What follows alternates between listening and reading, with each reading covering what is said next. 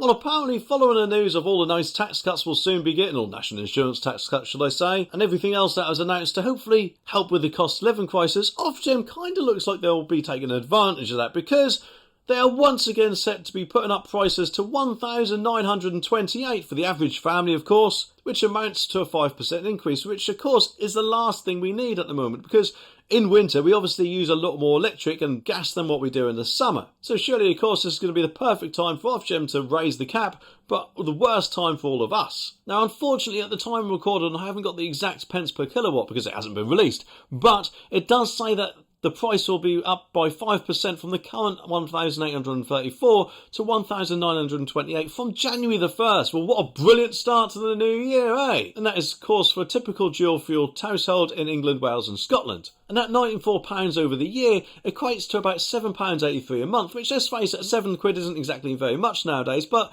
it could buy a couple of things at shopping, couldn't it? Like milk and bread, pasta and whatever else. But, don't worry, because Jonathan Beardley, the chief executive of Ofgem, said this is a difficult time for many households as any increase in bills will be worrying. But the rise around the levels we saw in August last year is a result of the wholesale cost of gas and electricity rising, which needs to be reflected in the price we all pay. But it's important that customers are supported, and we have made clear to suppliers that we expect them to identify and offer help to those who are struggling with bills. Well, how great, eh? I mean, why don't you just say that suppliers need to take the hit instead of us customers? I mean, yes, I know every business needs to make a profit, but they make billions of pounds of profit, don't they? From what I've heard anyway. And surely are bound to still do that if the prices are kept as they are.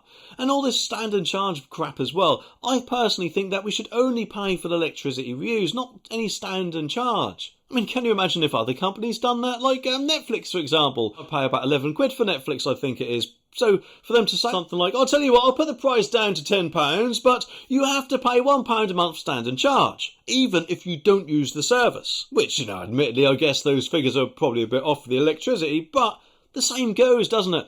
You should only pay for the service if you actually use it, and shouldn't really be charged, in my opinion, just for having the ability to have it connected. I mean, I've got an aerial connected on my roof, but I don't watch live TV, so therefore I don't pay the TV licence. And I didn't have to pay a standard charge for just having the aerial there at all, do I?